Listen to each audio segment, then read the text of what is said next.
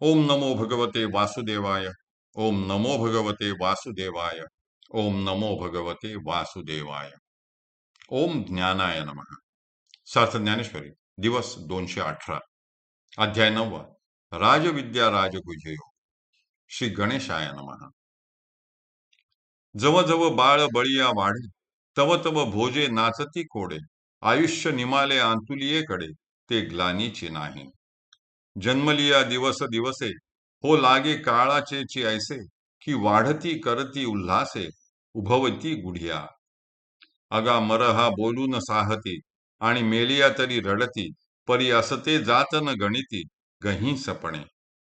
दर्दूर सापे गिळज तू आहे उभा, की तो मासिया वेटोळी जिभा, तैसे प्राणिये कवळा कवणा लोभा, वाढविती तृष्णा.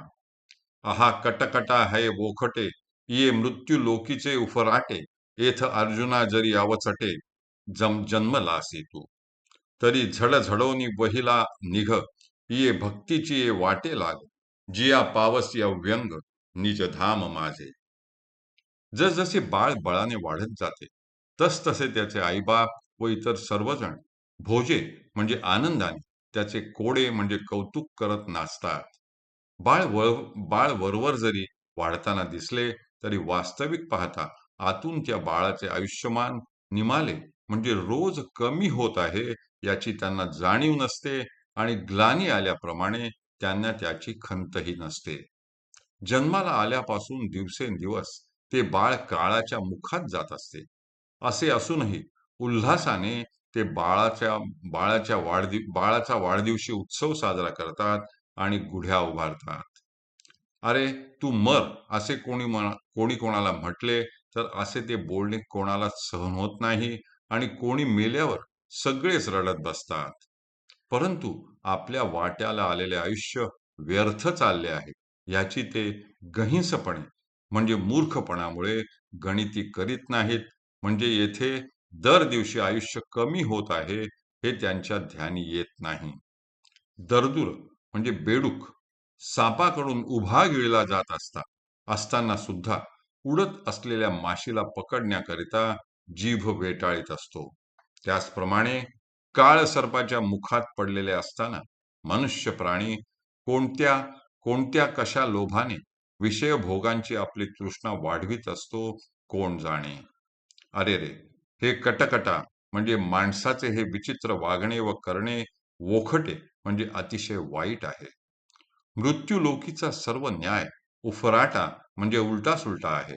अर्जुना, तू जरी येथे अवचटे म्हणजे अकस्मात जन्मला आहेस, तरी ह्या मृत्यू लोकीच्या रहाटीतून झटकन वहिला म्हणजे निघ, म्हणजे मोकळा हो, आणि ज्या योगाने तू अव्यंग म्हणजे निर्दोष असलेल्या माझ्या निजधामाला म्हणजे स्वरूपाला पावशील, त्या भक्ती मार्गाच्या वाटेला लाग. ज्ञानेश्वरांनी मृत्यू लोकाचे इतके विस्तारित व भयानक वर्णन हे आपल्याला भीती दाखवून घाबरविण्यासाठी नक्कीच केलेले नाही. आपल्याला जागे करून आपल्याला वास्तवाची केवळ जाणीव करून देणे, इतकाच त्यांचा हेतू असणार, यात शंका नाही. आपल्या प्रत्येकाच्या आयुष्यात आपण थोड्याशा सुखाबरोबर अनेक दुःखे देखील भोगतो. परंतु ज्ञानेश्वर महाराज आणि त्यांच्या भावंडांनी त्यांच्या आयुष्यात आपल्यापेक्षा खूप जास्त दुःखे भोगली असणार, हेही तितकेच खरे होय. आणि म्हणूनच त्यांना मृत्यू लोकाचे इतके यथार्थ दर्शन झाले असणार. हे पार्थ, त्वं मन्मना मद्भक्तः च मद्याजी भवः मां नमस्कुरु एवं आत्मानं युक्त्वा मत्परायणः सन् माम एव एष्यसि. हे पार्था, तू आपले मन माझ्या ठाई स्थिर कर. तू माझा भक्त हो, माझे भजन पूजन कर आणि मला नमस्कार कर. अशा रीतीने माझ्या ठाई चित्त स्थिर करून आणि आत्म्याला माझ्याशी जोडून तू मतपरायण झालास, म्हणजे तू मज परमेश्वरालाच येऊन मिळशील. तू मन हे मीची करी, माझी या भजनी प्रेम धरी, सर्वत्र नमस्कारी मज एकाते. माझेनी अनुसंधाने देख, संकल्पू जाळणे निश्चेख, मद्याजी चोख याची नाव. ऐसा मिया अखिला होसी, तेथ माझी याची स्वरूपा पावसी. हे अंतःकरणीचे तुझ तुझ पासी बोलित असे. अगा अवघिया चोरिया आपुले, जे सर्वस्व आम्ही असे ठेविले, ते पावोनी सुख संचले होऊनी ठासी. ऐसे सावळेनी परब्रह्मे, भक्त काम कल्पद्रुमे, बोलिले आत्मारामे, संजयो म्हणे. तू आपले मन मद्रूप कर, माझ्या भजन पूजनाविषयी प्रेम धर, आणि सर्वत्र माझ्या स्वरूपाने मीच भरून राहिलो आहे असे जाणून मला एकाला नमस्कार कर. असे पहा की जो माझ्या अनुसंधानाने आपले इतर सर्व संकल्प निश्शेख म्हणजे पूर्णतः जाळतो, त्यालाच माझे चोख म्हणजे उत्तम यजन करणारा म्हणतात. याप्रमाणे तू जेव्हा माझ्या योगाने संपन्न होशील, तेव्हाच माझ्या स्वरूपाला पावशील.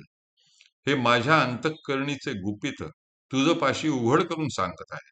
अरे अवघिया, म्हणजे सर्वांपासून लपवून ठेवलेले आमचे सर्वस्व असलेले गुह्य प्राप्त करून घेऊन तू सुखरूप होऊन राहशील. भक्तांचे सर्व मनोरथ कल्पवृक्षाप्रमाणे पूर्ण करणारा सावळेनी म्हणजे मेघश्याम परब्रह्मस्वरूप श्रीकृष्ण असे बोलता झाला, असे संजय म्हणाला. हरिः ओम, हरिः ओम, हरिः ओम. हरये नमः, हरये नमः, हरये नमः.